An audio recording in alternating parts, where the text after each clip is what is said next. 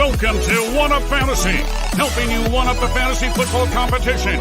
For the latest in Chicago sports news, visit ChiCitySports.com. And now, here are the hosts of One Up Fantasy, Stephen Johnson and Chris Jackle. Kaboom!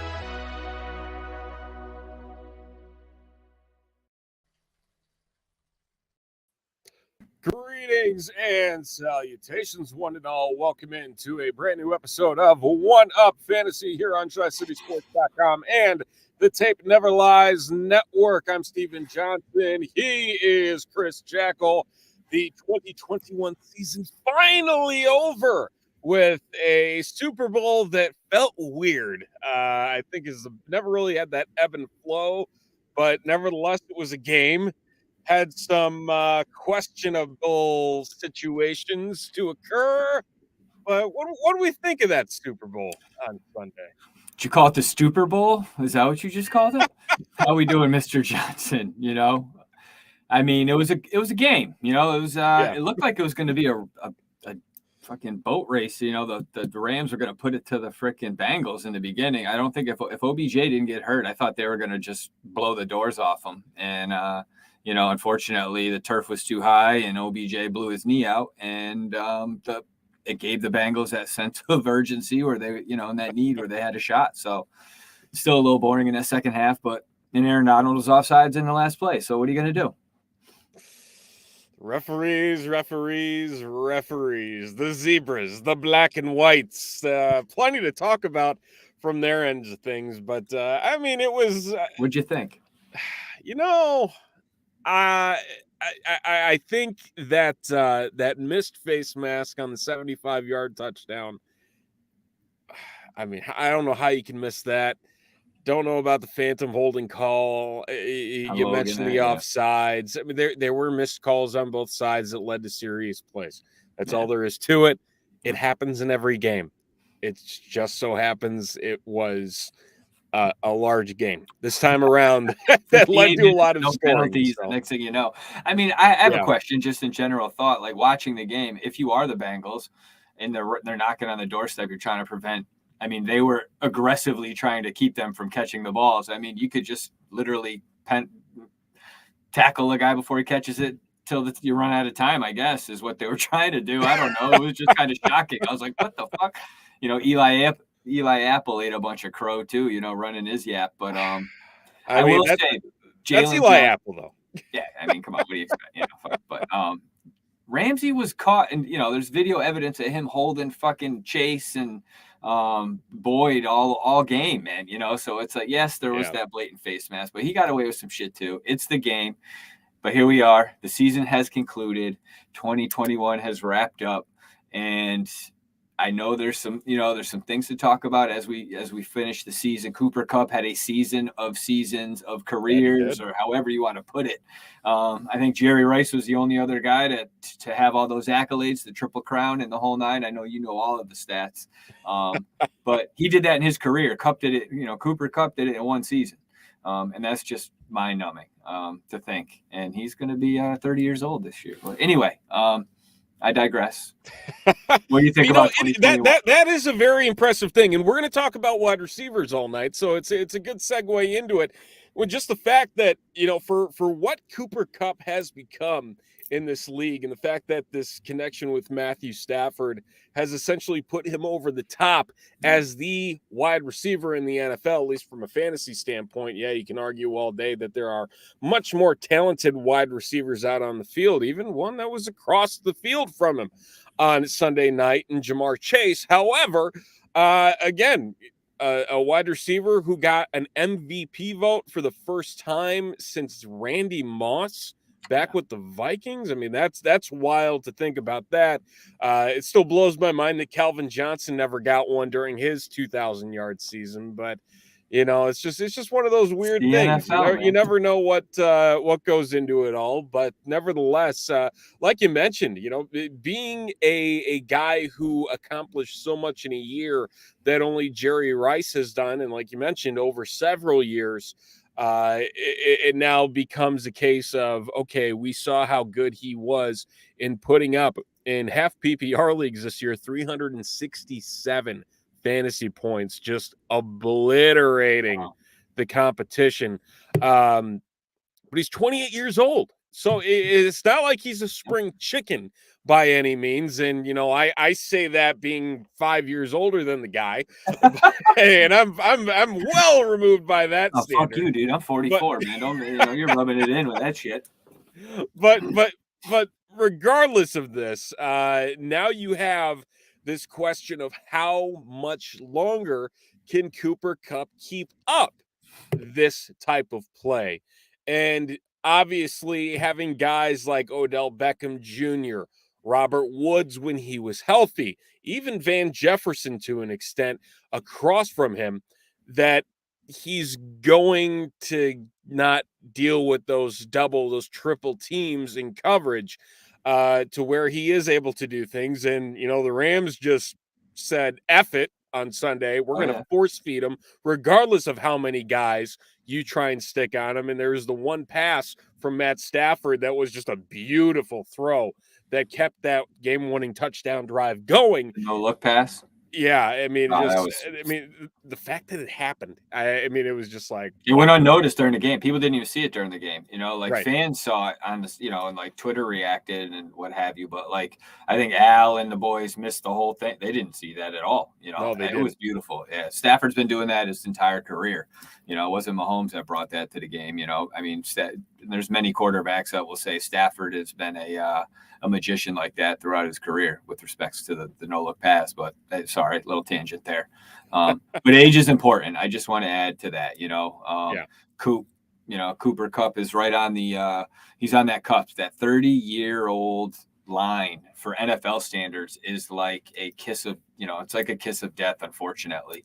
I think there were like, I was looking for the numbers while you were talking about it, but there's many receivers that are 29 this year, you know, like Stephon Diggs, Mike Evans, Brandon Cook, Devontae Parker. And I think this year we have Keenan Allen, Robert Woods, Tyler Lockett, DeAndre Hopkins, Jarvis Landry, and Odell Beckham are all going to be 30. And that's a scary number and a scary list to think about because there's some production on that list, you know. And I just think it's extremely important to kind of take that into consideration as we talk about fantasy and we look at 2022 and wide receivers tonight. But age is, you know, it's not just a number, but in NFL standpoints, it does mean something just based on statistics. So I just was throwing that out there as we kind of talk here. But yeah, I mean, Cooper Kupp 2022, Matt Stafford, you know, I read that they're looking to extend Kupp. What do you think's going to happen? What do you think's going to happen? You know, I think it would be imperative for them to do that. To basically say, all right, we put all the chips in, we got the ring, you know, let's roll. See you guys later. Type situation. I mean, hell, God knows what's going to happen with OBJ too, with this torn ACL that he'll more or less miss at least a month, if not 2 months of the NFL season at best. With what's going on there. And even Robert Woods, who tore his ACL. I mean, this could be a brand new Rams passing game for all we know next season, which is crazy to think. Did they become the new Tampa, you know, where guys go there to take like the vet min and come play, try to ring chase, you know, with the things. I mean, they don't have any first round picks until like 2045, but I mean, it's like, hey, it worked. It worked. Yeah. That's all you can say. They went 4-1. Yeah, no, you're right. Yeah. You throw enough first round picks at other teams to grab their best players, they're obviously going to pay off at some point, more or less. But, you know, with what Cooper Kupp brings to that offense, I mean, thankfully, from the wide receiver position, the cliff is a little bit further out than what the running back position is. And so you can buffer out that extra year or two until the production really starts to go down. And I think for who Cooper Kupp is in his career trajectory, with how he started off a little injury prone, he really had that moniker that he was carrying around there for the first couple of years he was in the league, which personally to me felt a little unnecessary and not necessarily, you know, he really never was someone that deserved that that expectation that, oh, you can't trust this guy to play 16, 17 games a year, blah, blah, blah. But a 3-year deal, you put him at like, what, 20 mil a year? Yeah. Carry him through the 32-year season. I think that's more than doable. And to what again, the dynamic that he brings, it's not necessarily something where you have to worry about him, losing that strength going up top on a deep route, because that's not who Cooper Kupp is. Exactly. As long as he maintains that shiftiness. And I don't think that's something that they're really going to have to be concerned about. Maybe the last year of that deal, if they do end up doing something like that. But again, that is the Rams offense. You saw how bad the running game was. It was on full display. The Cam Akers, might not be as good as people anticipated him to be. There's only so much time you can have to shake off the rust. And the question becomes, okay, is that time done, or is this really the Cam Akers that we can anticipate seeing in 2022? Yeah. But all of the other unknowns, you have to put some type of investment into that offense outside of what you have with Matt Stafford at quarterback, and give Matt Stafford somebody, or this is just Detroit 2.0 with a ring, is ultimately what the offense could become here. And if McVay even comes back, he's said today that he's not, a wait and see type of thing. But I was looking at he's missed 10 games in his career. Cooper Kupp's missed 10 games. I think missed 1 game his rookie year, missed 8 games his second year, and then he missed 1 game in the last 3 seasons. So There's been, so the last 3 seasons he's been pretty durable, and it's nice to see with respects to how injuries have just gone in the NFL, especially this past year. Granted, more on the running back side, but with respects to Cooper Kupp in 2022, do you think he holds that wide receiver 1 spot as we move forward here? I would be surprised if he repeated as wide receiver 1. I think that, a lot of people will say, teams normally get smart like halfway through the year and learn how to defend guys, but with a full off season under their belt to try and shut him down, especially based on what the Rams salary cap situation is, as well as some of the decisions that they have to make regarding that offense as a whole. They got to replace Andrew Whitworth. They have to figure out what's going on at wide receiver 2 and 3, if they're going to allow Van Jefferson to try and take that step forward, as well as anything else, just protecting, that running game and that offensive line from, getting back to somewhat of a decent look. There's a fair amount of uncertainty that I think might play into teams will be allowed to focus a little bit more on shutting Cooper Kupp down, which in turn will shut down the Rams offense. I still think he's a top 10 wide receiver. Okay. Absolutely. Top 5. Absolutely. Repeating top 1. I still think that's up for debate. I would say Jamar Chase, Justin Jefferson, and depending on where Davante Adams fall, they have better shots at being the overall wide receiver 1 next year. Okay. How about you? It's an interesting take. I see Coop. I keep calling him Coop. I love that name, Coop. We almost named one of our sons Cooper, so it's like, but Cooper Kupp, I wouldn't hate on somebody as if they had him as their number 1 wide receiver in their rankings. Clearly the proof is in the pudding based on 2021. But there has to be some regression there. I'm with you on that. It's going to where he's at based on his age. I can't see him just stepping up to another level and taking that season that he had this year and replicating that. I don't think it's statistically not possible. It hasn't been done before. Who's to say it won't be? But I still think he's a top 3. I have Davante Adams and Justin Jefferson right up there with the rest of the group. Jamar Chase and Hill. Those guys are, you could say they're interchangeable, but I'd like to think that Davante, Adams is probably wide receiver 1. on my list with Cooper Kupp number 2. And you look at some of the other lists there, and a lot of people have Cooper Kupp number 1. And some of the best projections 1, worst projections 2.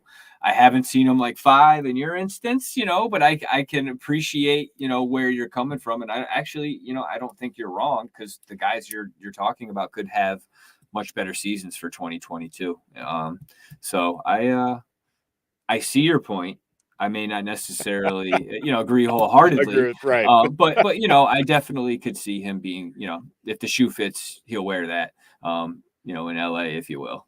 Yeah, I mean, given the fact that there are so many wide receivers really in the top 10, if you take a look at who finished among the top at the position in 2021, we talked about that age cliff with Cooper Kupp, but I mean, Davante Adams, he's getting up there in age. He's going to be 30. Tyreek Hill, I believe, is going to be 28 this year. Stephon Diggs, like you'd mentioned, Mike Evans, another one. Just a lot of guys that finished top 10, then not only age-wise, but also quarterback-wise, like Tampa Bay, for example. Who the hell is going to be throwing Mike Evans the ball? I mean, that's a good point. As I dropped my phone near the microphone there, that must have sounded good, But there's something to be, I want to ask you in terms of stacking quarterback with top wide receivers. Are you a guy, and we've talked about it throughout the year, but as we've seen a shift in, injuries and the way things have played out with running backs, are you more in line to try to take a top wide receiver with a top quarterback and have that stack? Or are you going to try to go middle of the road, and try to a guy like, Davante Adams, obviously, Matt Stafford with Coop. We talked about those, but Kirk Cousins and Jimmy Garoppolo with Justin Jefferson and Samuel, you're still good there. What are your thoughts? I tell you, I hate stacking wide receivers and quarterbacks. Okay. especially in leagues. Okay. I take that PPR. Back. I take back what I just said. In leagues where you have to set lineups, I hate doing it. In leagues in which I'm playing best ball, I love doing it. For the main focus that it ultimately optimizes what you get week to week. That being said, it is a go down with the ship mentality. So, I mean, if the quarterback has a stinker, chances are the wide receiver's having a stinker. Yeah. The one exception this year happened to be Cooper Kupp, who just didn't have a bad game the entire year. That being said, you could argue Matt Stafford had some not so great games along the way as well for the Rams. It's just one of those things where I think you just have to assess the situation in terms of what type of league you're in, but in terms of the stacks, just stacks in general, it just feels weird that it's one of those things that people go out and deliberately do. And yeah, you can argue, you got to deal with bye weeks. Oh, well, it's just 1 week out of 17 weeks that a team has to sit here and play. But at the same time, it always seems to come at the most inopportune time. And especially, again, we talked about injuries this year. Having injuries happen at the worst possible time and having these stacks where your bench can be depleted because you stack certain teams in certain situations, and all of a sudden you have no bench because of bye week and injury. It's just a very uneasy situation. And again, talking this year about how diluted standings were in fantasy leagues, where there really weren't a whole lot of 10-3 teams that were, running the table in fantasy leagues. It was maybe one really good team and then a bunch of 8 and 4s, 8 and 5s. Yeah, just very 500. 6 and 7s, vying for that last, those last 3 playoff spots are with 6 teams because everybody's so close in the standings. Right. Yeah, it's a good point, Stephen. No, and then that 1 week is what costs you. Yeah. Well, that's the thing is I just don't know from year to year if you can essentially trust it. That's the other thing. Can you trust that type I'll say this. I'm going to interrupt you because I'm a guy that I'm a stacker. I'm a guy that, I stacked Kyler Murray with, Hopkins this year. And it wasn't that I won the league, but it wasn't because of that stack. Kyler Murray was actually piss poor the second half of the year. That he was. And then Davante, and DeAndre Hopkins was hurt, and so I did have Justin Jefferson on that team, and so I was pretty fortunate on the other side there. But if the situation presents itself in the draft, I always have a couple of guys that I'm looking at in terms of stacking. But if it's not presenting myself, I'm not going to go that route. You can't force that because, like you said, you're going to end up putting yourself in a bad situation. It's bad draft strategy to really try to force that. But if there's a couple of things that line up and there's the draft picks just kind of flow in that direction, and you could pull something off like that, it has worked and you can be successful. It's just you do have to be on your game with respects to managing the bye week, the waiver wire, all and budgeting and the whole nine. So it's just something to think about. And it's not always a great thing because I was thinking that like Ben Roethlisberger was a horrible quarterback, right? But that he was. Deontay Johnson was an amazing wide receiver, so it's like you don't need to have, there's a guy that's going to eat, and Deontay was that guy for Pittsburgh, and I think that that's just something to also add to it is the stack isn't the way to go because you can actually find gold elsewhere. But you really need to have that strategy when you get into your draft and be ready to roll if something does kind of line up for you. So a little stacking action there for you, Stacking action. Stacking action. Stacking action, back in action. Hey. But, beyond this, I saw a question from Bob here, and this is, I think, what is ultimately going to shake down how the standings ultimately end up going, or the rankings ultimately end up going for wide receiver is the situation in Green Bay. If it is opportunity for Green Bay to sign both Aaron Rodgers and Davante Adams, I don't think it's happening. I really don't. For as much as people want to say you can skew the salary cap to do whatever you want, they might be a little further in the hole to keep that from happening to an extent where they can be competitive. That Aaron Rodgers has flat out said, I'm not going to be a part of a rebuild in any shape or form. What the Packers were in 2021 ain't happening again under any circumstances. And yeah, I guess if they depleted the majority of that defense, if they depleted some of the other pieces, and then Aaron Rodgers took like a Drew Brees type deal. Fun fact, the Saints paid Drew Brees $11.5 million on the cap this year. They'll do the same thing next year. And as you'll notice, the Saints are in a much significantly worse situation than the Packers are, that the Packers would essentially have to do the same exact thing. And yes, the cap is going up in future years with all of this TV money that's about to flourish. Yep. But at the same time, you cannot do that to your team.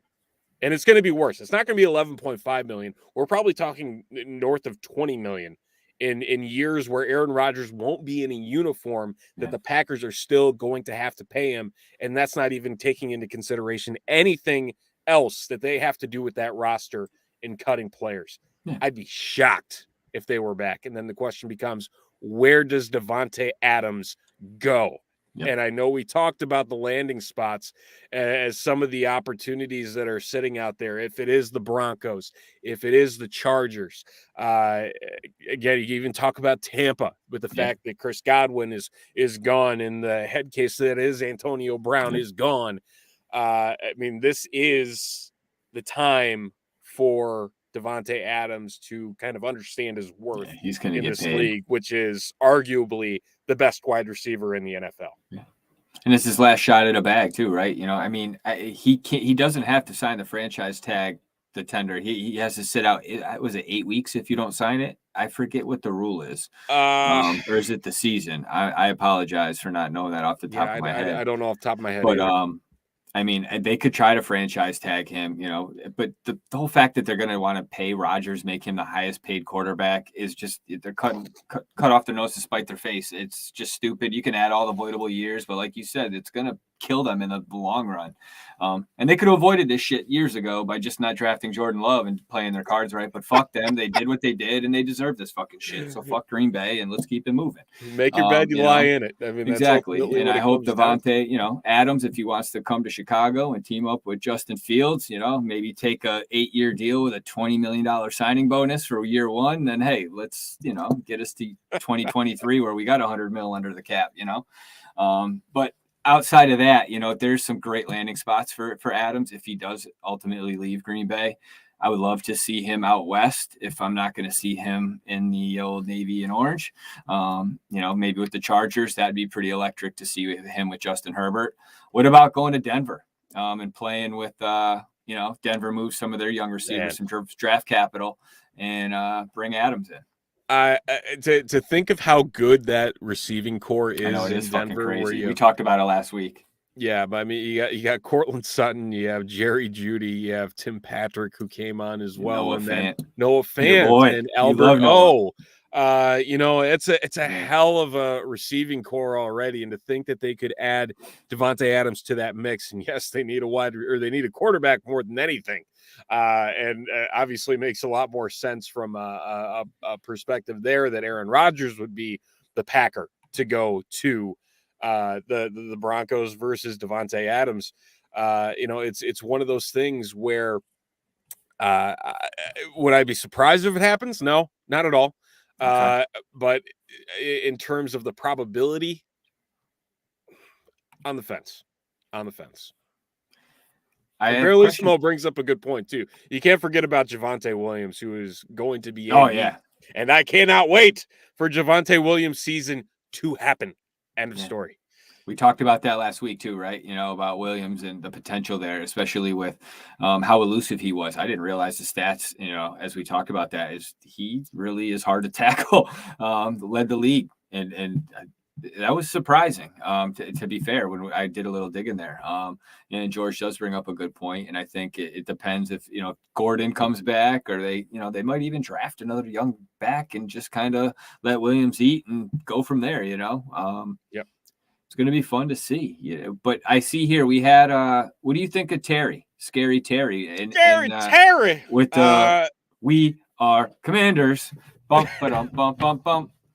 We haven't talked. I'm sorry. I'm going to digress. Worst fucking name in the NFL. Yeah, they're fucking idiots. Oh God, so bad. I just like hearing people. I mean, they're calling them, like the commies and all this stupid. I'm like, oh my goodness, really? Like this? It's like Jesus That's Christ. What I thought.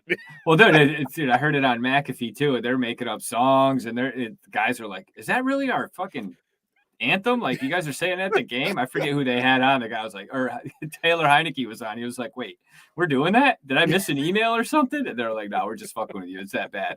I'm sorry. Oh my God. The Washington. All right, George is on fire. All right, George. I love it. But no, what do you think of Scary Terry? What are your thoughts? I mean, wide receiver 25, it looks like, right around like that 23 to 26-ish range for 2022 and PPR. Do you think he deserves to be there? He definitely fell, and he's definitely being drafted among where he finished in 2021, which is kind of surprising.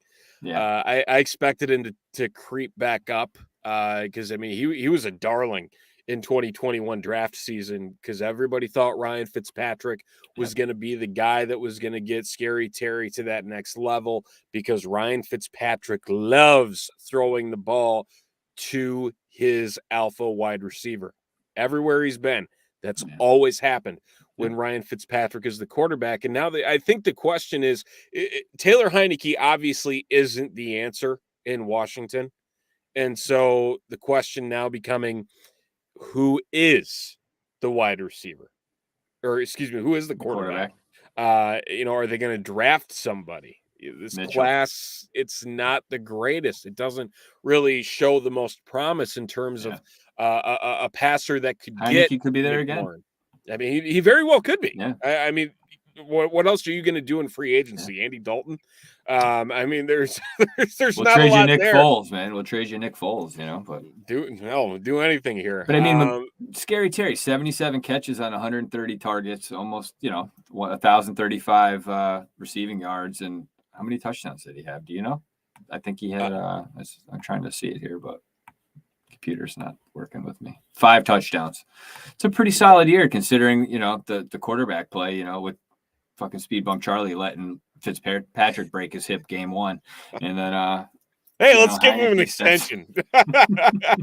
Break another one. But the thing about that, though, I mean, yes, it's impressive what McLaurin was able to do given Washington's quarterback situation here. I mean, it really was. I mean, like you mentioned, 130 targets, 77 catches. That's not bad. Like, it's not bad at all. It's just there's these weeks in here where you look and you're like, he just kind of disappeared. I mean, 4.8 points, 5 points, a 0 was in there. 2.8 against 6, KC, 5, 6, 9. I mean, how many double-digit weeks? I think that's an easier number to equate here. 1, 2, 3, 4, 5. 5 double-digit weeks in 2021 in half-point PPR. Not great. Not great at all. Considering the points that were had at wide receiver, and right, the guys that did so well. And I read somewhere, I think on like Yahoo public leagues, right?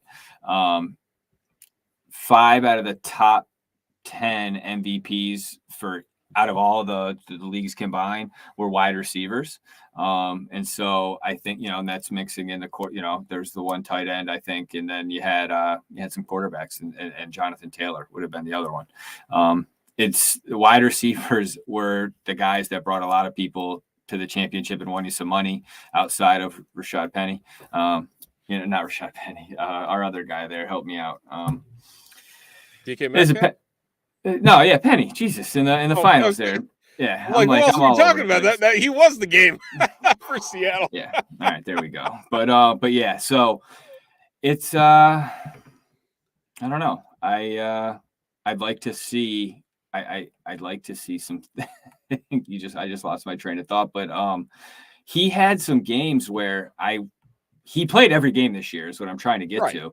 He's consistent. Yeah. I think if they could actually bring someone in that has a little bit more of not a 40-year-old veteran, but somebody that's aggressive and they can actually get him the ball more than, they did target him 130 times.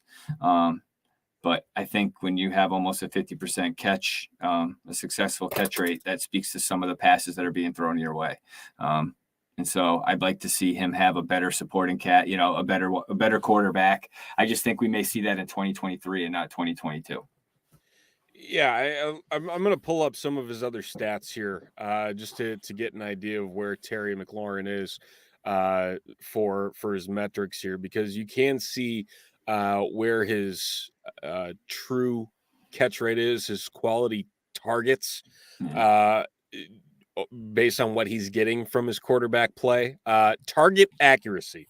Okay. So playerprofiler.com does a very good job at diving a little bit deeper into the stats and grading out what's a catchable pass, what isn't a catchable pass. And one of their stats is target accuracy. So grades the accuracy of each throw on a 1 to 10 scale, 1 representing the least, 10 the most. Target accuracy for Terry McLaurin was a 6.8, which is good for 89th of all wide receivers in the NFL. So that shows you that target-wise wasn't getting the job done. And obviously Taylor Heineke not known for his arm strength by any means, and the fact that Terry McLaurin can stretch the field with his athleticism, with his skill set.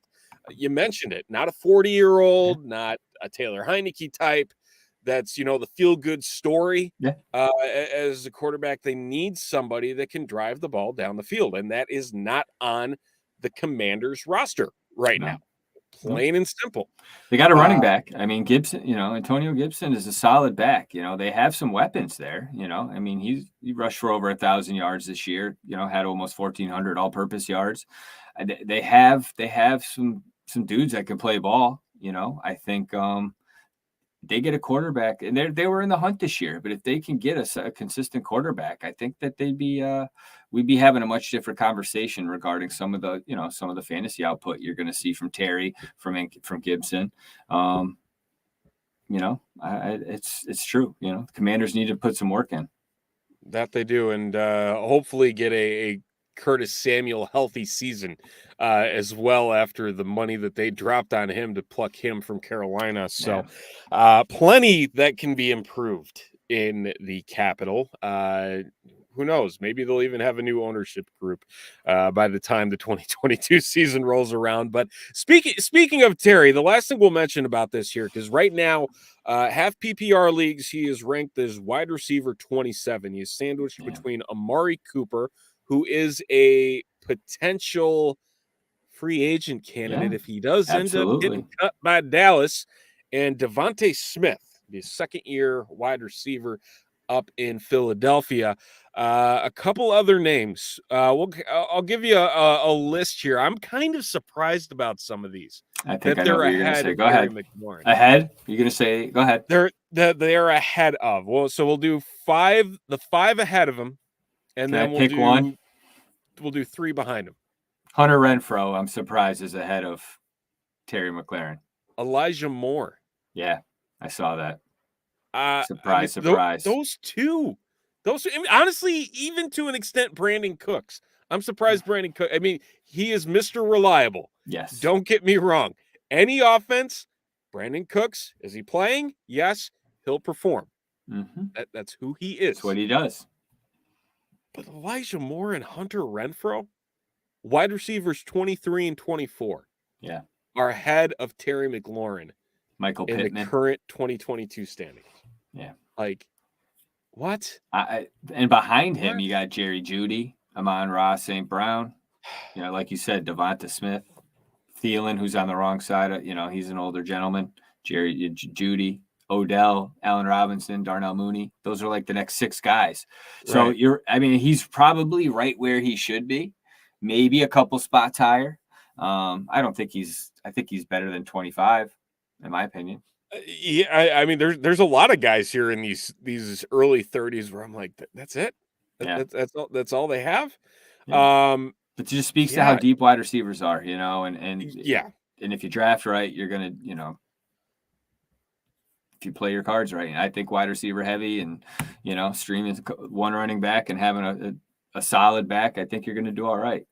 Right, yeah, and I mean, a couple weeks ago we talked about guys like, again, Elijah Moore, Hunter Renfrow that you can get in the 5th round, and so Terry McLaurin right now is a 5th to 6th round player. Wow. Give me. I can't believe you just said. I can't believe those words came out of your mouth, Stephen. Just give me that all day in terms of the upside. Yeah. Again, and all the names that we mentioned after that, the Amon-Ra St. Browns, the Adam Thielens, Jerry Jeudy. Yes, he was injured. You give him a quarterback, that is a solid wide receiver, if not a wide receiver 1 upside guy. Wide receiver 1 saying top 12. Gotcha. However, don't want to get that far down the rabbit hole on where I'm putting projections. But we talked about how shallow running back can be if you don't sit and go after running back right away. Same thing, obviously, at tight end. We know how shallow the position can be, or just how volatile it can be. In all regards, just looking at the fact that you're really 40 deep at wide receiver, there is nothing that should be stopping you from saying, I don't want to go out and spend a 1st or 2nd round pick on a wide receiver in 2022, because I know the value exists in the mid to late rounds. Yeah, you're absolutely right. I mean, it speaks to it. If you just follow I can't repeat what you just said, so I think, it's a great point. And wide receivers, as you look at, I was just trying to bring up some names in like the 50s, like some of the rankings in the 50s here. I'm just going to throw some names out here, but Christian Kirk, Van Jefferson, Juju Smith-Schuster, Rondale Moore, Jarvis Landry. Those are like 48 to 52, and those guys all put up weeks where they would have won you some games, and that's value, Right. you know. And I think, you know, a guy like Corey Davis, almost 60, wide receiver 60 in a, you know, full PPR. There are so many guys in the list, as you know. What about Michael Thomas? What do you think about a guy like that? You know, we talked about him before. And as we move forward, you know, he's right around wide receiver 37, 38. Do you see him being in a position of returning to star power if he leaves New Orleans? I mean, this is now what, 2 years that we've been without a Michael Thomas being the dominant self that he was when he first broke into the league. Yeah. I don't know what to expect out of him. He's one of those guys where I feel like he should still be ranked much lower than where he is, but at the same time, I understand why he's ranked there. Just because people have the bias of this was the wide receiver one in a recent time period. Oh, yeah. Maybe he can still do it. He just hasn't shown that he can do it with the quarterback not named Drew Brees. And I don't think he's ever going to get back there. I think that the attitude is obviously a problem as well, which definitely plays into it. I don't know if that's necessarily going to be dealt with, or I guess just kind of they're going to let him be who he is with Dennis Allen as the coach now. I don't think that's going to fly. This is another guy where cut or trade situations, and that's not a really healthy contract to deal with those types of things either. But I don't want to touch him. Like I want nothing to do with him. Like he's one of those guys where he can sink a draft really quickly if you put up enough capital to go and get him in your drafts. Even if he is healthy. We don't even know if he's healthy. We thought he was going to be healthy in October. Where did that get us? Well, I didn't take a surgery that I should have had 6 months ago. Oh, now I'm going to have it. I mean, it's so damn dumb. Just the mismanagement of it all. Yeah. Hey, no. It's and you know, he's fallen right around, I think, you know, getting drafted in like this 70 slot, you know, and people are getting him like in the 70 to 80 range, you know. I don't know, man. It's tough. I hate to see it because I'm a big fan of Michael Thomas's. I was hoping, you know, there might have been a chance that, you know, he would be a Bear at one point, you know, but as you look at it, those types of injuries with that type of skill set, you know, it's tough. And you brought up his name before. I just want to circle back to Amon-Ra St. Brown. Do you see him as a guy that a lot of people are going to reach for this year, coming off a breakout 2021 with the Jared Goff, or did they go out and get an actual quarterback, or what do you think? I don't know who they'd get. I really don't. You know, I want to think that Amon-Ra St. Brown put up the numbers. Did we say it wrong? Did. Say what? Did I say it wrong? Amon-Ra St. Brown? I apologize. Thanks, Brad. Yeah, whatever. I apologize. But what he did was, I want to believe that it's more because of his ability versus the inability of the Lions roster, which I think is a very strong possibility that the Lions literally had no one else to throw to. And so it was, let's feed St. Brown the ball every single down. Which, Bob, I mean, it became the Amon-Ra St. Brown show. That's ultimately what it turned into. I don't see it happening again. Can he put up some decent numbers? Yeah. I just don't think it's going to be at the clip that we anticipated it to be in the second half of the season. Okay. All right. That's fair. I was just curious. You know, a lot of people talking, you know, he jumped up the rankings this year. I mean, what do you have? He had, I think in the final 6 games, he almost had 600 yards and 5 touchdowns. So obviously he's looking at like a wide receiver 2 heading into 2022. But I mean, I don't trust many Detroit offensive players outside of DeAndre Swift. And then we talked about last week is unless it's a PPR league, you're not going to want to draft Swift anyway, because he's definitely PPR relevant, and that's about it based on the amount of carries he's getting. I think he doesn't touch the ball more than 14 times a game. So that was last week's show. So, but we talked about some receivers. Do you want to get into some free agents? Do you want to talk about where we're thinking some of these guys may go? Yeah, why not? Okay. All right. Are we doing projections? Are we doing some pontification? Are we just going to kick around the list and talk about where we see them going, or what's the best fit? How do you want to play it as we talk about the free agents here? Also to answer Bob's comment, I don't know if they did. Yeah, Ben Johnson. Yep. I don't know who the hell Ben Johnson is here. Makes sense. Should have been bent over. But he was originally joined the Lions as an offensive quality control coach before serving as the tight ends coach from 2020 to 2021. TJ Hawkinson didn't do shit. There's not much there to go off of. Maybe they'll feed TJ Hawkinson the ball finally. He can live up to the 2021 hype that never happened. I wasted all my top draft picks on. Me too. I'm not bitter. No, me neither, man. Oh, fucking A, that killed me. I wasted way too many picks on that guy this year. Let's talk here. Here's one guy. I don't know. He's not a free agent right now. Obviously, he's gonna be. Say what? He's gonna be. He might get traded, depending on how they want to handle it. Did you say this name already? We haven't. I thought you were gonna. Okay, go ahead. Calvin Ridley, the Atlanta Falcons. By all accounts, they have made it known that he's gonna be playing somewhere else. He pretty much was like, "Yeah, I want nothing to do with how bad Atlanta is." Falcons owner Arthur Blank saying that Ridley may look for a fresh start with a new team. We love him to stay in Atlanta. Whether or not he wants to do that, he may decide that he wants a fresh start somewhere else. He's.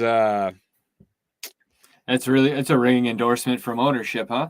Yeah. We want you, bud. But if you want to go somewhere else, by all means, go and test that out. And best of luck to you.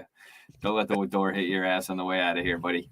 That's shitty, but could be a good thing for specific NFC North team. But we're nowhere going to get another Ridley. We fucked up for the other one, so why would he want to come and play in Chicago? So, where do you see him going? I keep falling back to the Chargers, where one of these guys is going to. They're a weapon away. Yeah, they need that. Yeah, it's just one. That's it. And there's so many options out there for him. I just don't know if they're necessarily going to pull the trigger, and they're saving all of this cap space to give Justin Herbert that extension that he's obviously. Got to pay Mike Williams too, though. He's not going to come back. Mike Williams is gone. Because he's a free agent, so he's a guy that a lot of teams are interested in. I mean, he definitely played up to, he played up to the billing. 28 years old. I mean, what do you think? I tell you, Mike Williams reminds me a lot of Bernard Berrien when he hit free agency. You remember that? And he was, here's this big field stretcher. He's able to get the job done. And then he went to the Vikings and just kind of flamed out there. Yeah, he was bad with Minnesota. That's what Mike Williams' trajectory is in my mind, where we saw him disappear for games. We saw him disappear for several games after the hot stretch. And I feel like it's going to be more of the same, where some teams might rely on him as a wide receiver one, and that's not him. He is a complimentary guy that can make the big play from time to time, but that's just not something that is going to work for any NFL team. And it's been on display for the last 2 years now with a very good quarterback throwing him the ball. True. I didn't realize how inconsistent he was. I think I'm looking here. He's got, 6 games of double-digit points. That's it. 5, 6, 7. Oh, I lied. 8. All right, so 50% of the games he played. But still, yeah, as of a wide receiver 1 or 2, do you want 50% of your games to have single digits? I mean, it's not bad. Obviously, it's not bad. I mean, and the guy still finished as wide receiver 10 on the year. So, I mean, to that extent, I mean, how much can you really argue that, like, oh, well, you know, he was a bum at points, but he kind of was. He kind of was a Yeah. bum at Okay. points. Really, I think Cairo Miami. brings up a good point here. With That'd be an respects to interesting Ridley to point. Miami, and you look at teams that have draft capital, right? Miami's one of them. Detroit, right? They got those picks from LA. I mean, Arthur Blank could be a complete asshole and ship him to Detroit. Get a first round picks, you know. I mean, or what about like does Philly have a bunch of picks this year? Or let's see, the Giants, the Jets, the Dolphins. Who else? Yeah, Philly. Yeah, Philly. I think that, yeah. They There's made there's a lot yeah. of 2-pick first round teams. I don't think a first rounder. Oh, Philly's got 3 first. Okay, yeah. So I mean, I bet. I mean, granted, they missed on Jalen Reagor. You know, I mean, I shouldn't say he missed. He just didn't step. I mean, they overdrafted him, obviously. I mean, Minnesota's still laughing their way to the podium after they got Justin Jefferson on the next pick. But that wouldn't be a bad place for him either. So Miami, Philly, where else? Jags. Ooh, that's a Michael Jacksonville. Michael didn't like my Mike Williams take. I'm offended. Okay. Last thing I'm going to say about that. When dude has 50% of his fantasy points in 4 games in PPR leagues, you can't trust that.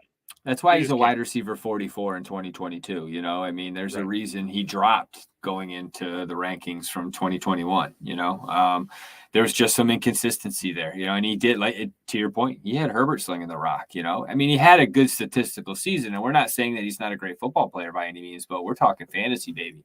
And you know, it's tough because when I look at those numbers, he had 170 total fantasy points on the year, and actually, that's just a standard league. So I apologize. That's inaccurate. So, but nonetheless, he still just is too inconsistent for the money that he's going to get going into 2022. And I think he's going to end up on a team that's going to overpay, which you don't want to do when it comes to drafting, overdrafting him or reaching when it comes to drafting Williams. That's just, it's rare that you and you definitely go hand in hand on that one, Stephen. But, I'm with you on Mr. Williams. I'd stay away. They've gotten burned one too many times. Too. Yeah, true. You're jaded. I get it. Apologies though. Before we got I mean, is there anybody? Does Jacksonville go out? You know, they got a new coach. They got a whole new. I mean, they should tear down all the shit they built when Urban started, and just redo the whole fucking facility. But I think Jacksonville is going to be. It's going to be slim pickings for a couple of years. I don't know what your thoughts are. I mean, I think for Jacksonville's sake that they're definitely going to need to surround Trevor Lawrence with some talent because DJ Chark is a free agent. Yeah. DJ Chark hasn't been a guy that either NFL teams nor fantasy players have been able to rely on for quite some time 3 now. years. And outside of that, is there really a lot to hang your hat on down in Jacksonville? I mean, I'm trying to I mean, you got Laviska Shenault that's down there. He's one of those guys where he hasn't necessarily lived up to the hype. You have the ageless Marvin Jones Jr. that spent some time in Cincinnati as well as Detroit as that deep ball threat. But again, I want to say, is he like 32? He's way, he's going to be 32 next year. Yeah. There's nothing else there. No. And so, yeah, there's a possibility that, hell, A-Rob Could he go back to Jacksonville? You should, you bum. I'm just kidding. He'll probably come back to Chicago. Who knows? Oh, don't say that. But yeah, I think there's a good possibility that one of these top free agent names could make their way down to Florida, to Jacksonville. They got money to spend. You think about it. I mean, you have Doug Peterson, that is a Super Bowl winning coach, despite what anybody may think of him. And people might argue that the Philly front office is what really screwed the pooch in what has been built in Philadelphia since then. But being able to, again, throw or get catches from Trevor Lawrence, the number 1 overall pick in last year's draft, with actual competent coaching staff now, there is some promise there that I think they could sell one of these wide receivers on to come and, be the guy and the key in this offense. Okay. I mean, you talk a good, you're selling sunny Florida, you're looking at it, and it's something that could bring somebody down there, and you got the quarterback that, no income tax. Very true. When you got the big giant quarterback who's coming into his second year, and you're hoping that he's able to step up, gets out of the Urban Meyer nonsense. And, Doug Peterson is that tried and true professional that brings some stability to the franchise that should be good for a young quarterback, a young running back room. But if they could land a top wide receiver to go with those top draft picks, and they can really build around, whether it's linemen. I mean, it's such an offensive and defensive line heavy draft. They could really bolster both sides of the ball with the picks they have, where they're drafting. So Jags, they could be on a quick turnaround, but it is Jacksonville, and, we probably may not see that, but that is a good point. They may be able to bring somebody in and surprise some teams. They're going to have to overpay, but, guy like Mike Williams, who's trying to play for that bag, would maybe a candidate for a guy, a team that, like Jacksonville, as we talked about that previously. I don't know. It's a good point, though. I feel like there's just like a major shakeup in general that we're probably in for with everything that's going on in free agency, that there's enough names that can make you think, damn, like this can really turn into a seismic shift one way or the other.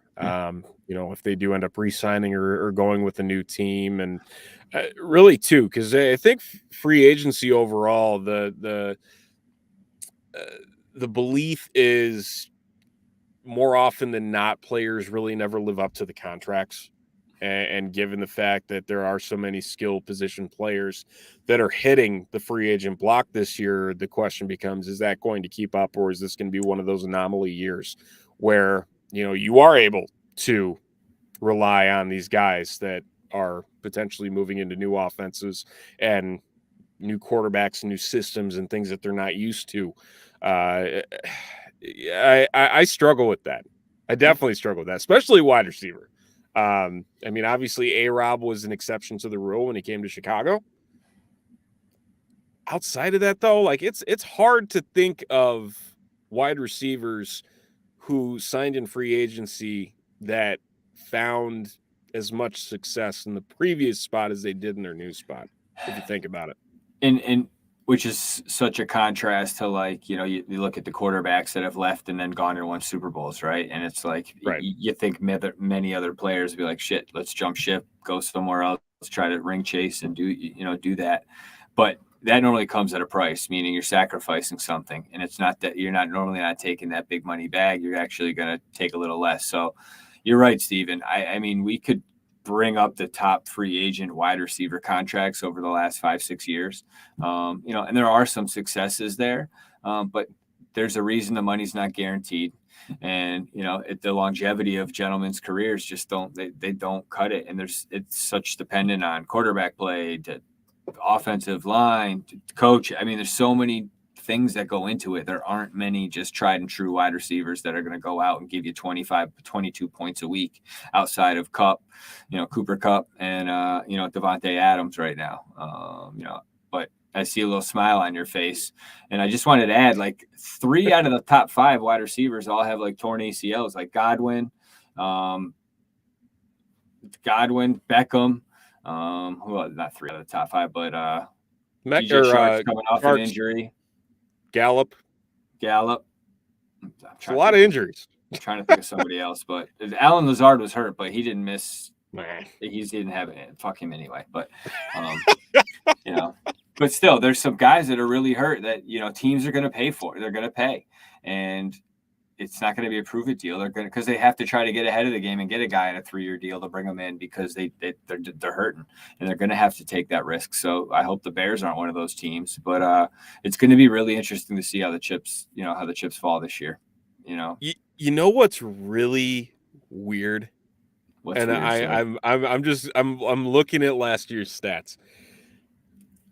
Who do you believe, if just thinking about it, who do you believe was the top wide receiver that signed with his current team as a free agent? Say that again? 2021. So a guy that is with his current team, so who he played with in 2021, was playing with them. He joined the team as a free agent, not through trade, not drafted, but signed as a free agent, who the top wide receiver was in 2021. I almost have to cheat. I mean, I don't I don't know if you'll even get it by cheating. I really don't. That's how bad it is. Nelson Aguilar? Close. You're right team, wrong player. What the fuck's his name? He's fast. What the hell is his name? He's fast. Look at that guy go. No, it's the other dude. They went and got 2 guys. They got 2 wide receivers the day they signed Aguilar. And who's the other one? Kendrick Bourne. There we go. Kendrick Bourne. Okay.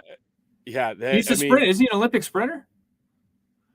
Is he the one that was a sprinter? He might have been. I thought he was. I could be wrong. Maybe that's Marquise Goodwin. I could be completely wrong there, but. Yeah, because, you've got Amari Cooper, who was acquired by trade from the Raiders when he made it to the Cowboys. Okay.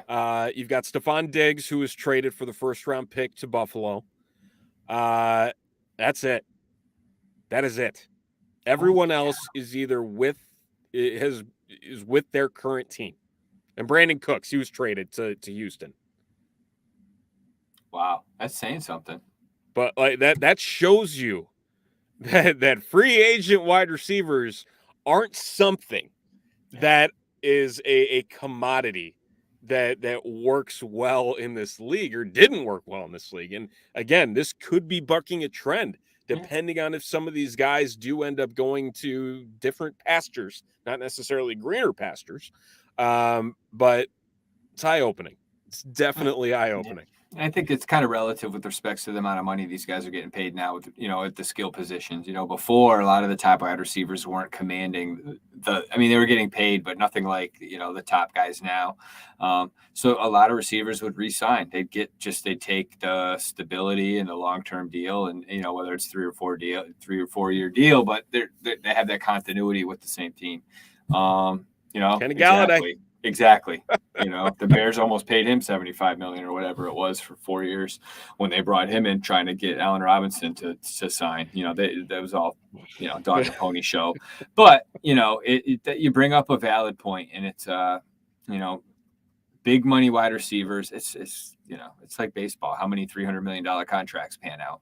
It's just the big money deals typically don't turn out. Especially at those positions. There are quarterbacks that tend to live up to those expectations just based on the importance, but it's still hard you can debate that all day long.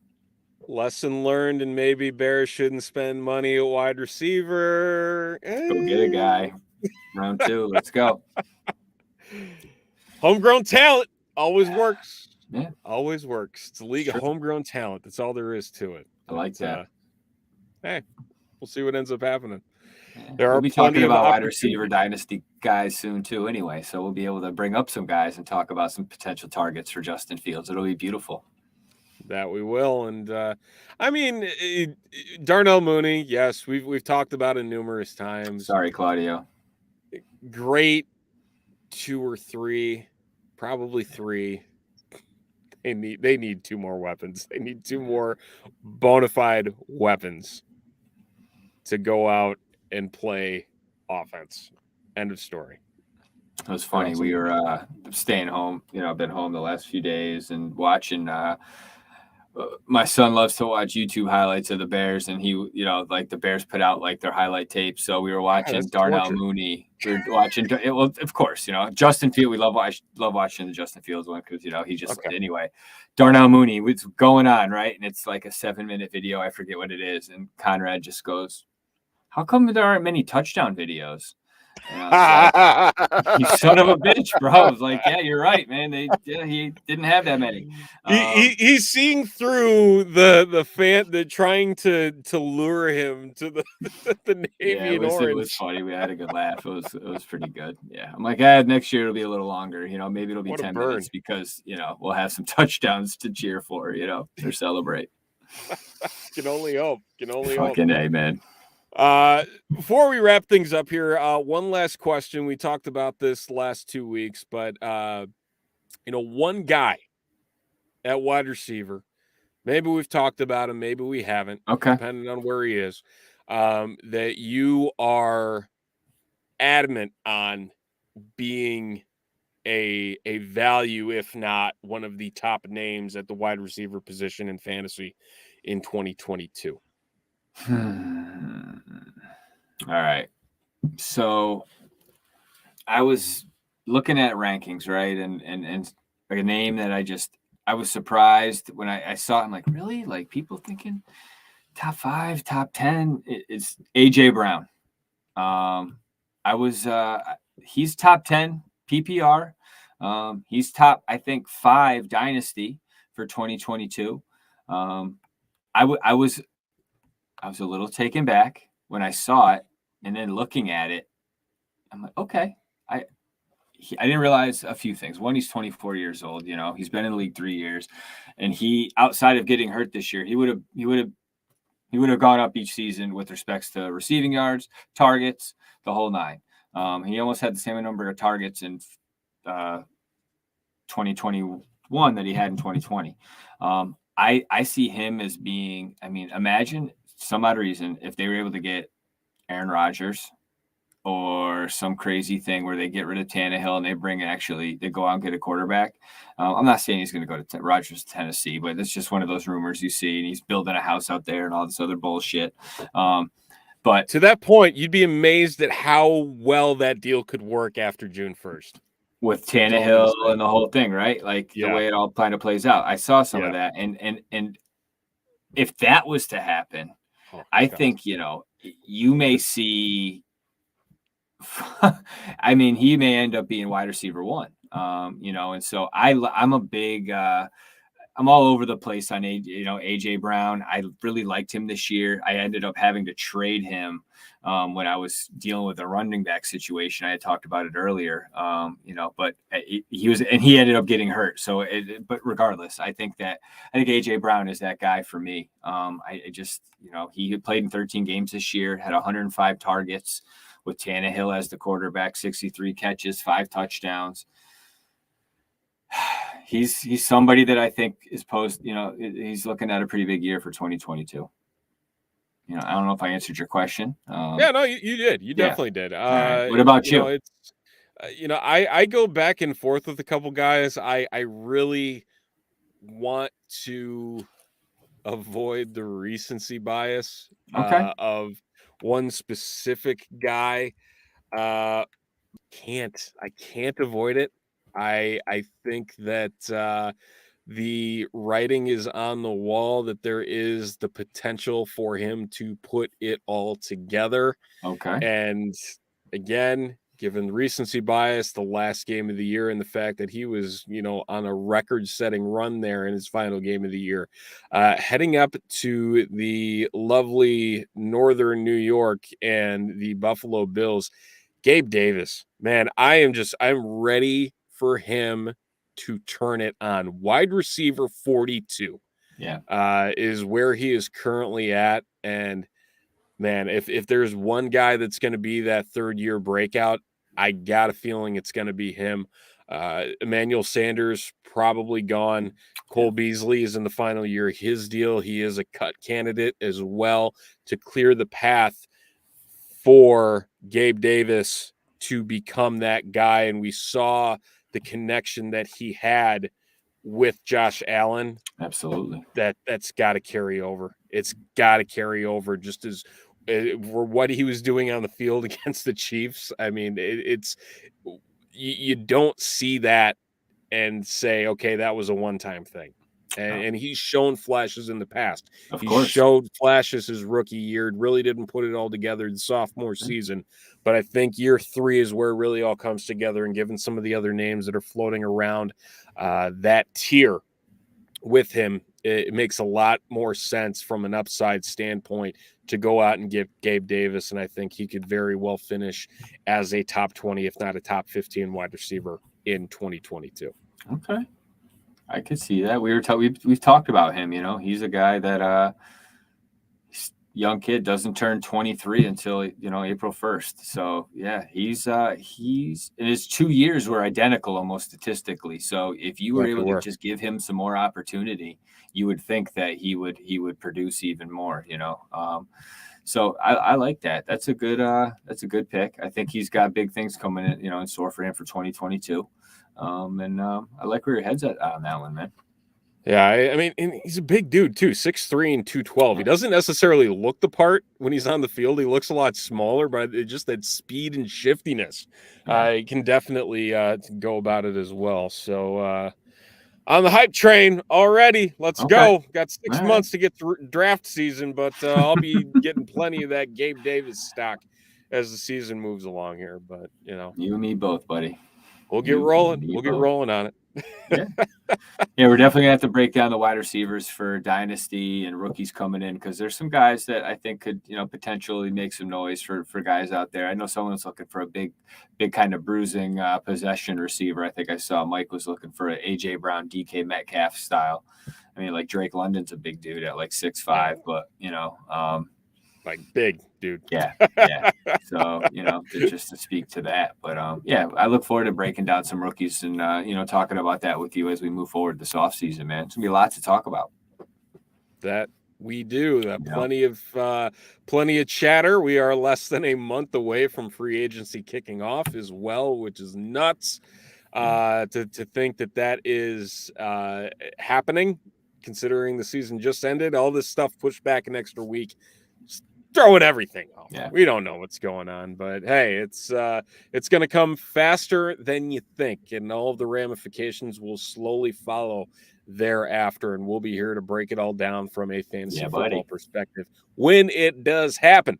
So next week, get more into the dynasty side of things, talk some rookies, see what we're getting at from that end of things. There's plenty of talent. It's just a matter of it's not as top heavy on the top picks. A lot of mid-round stuff happening, so maybe a little muddied up versus what we've seen in years past. But we'll be here to talk all about it over the next few weeks.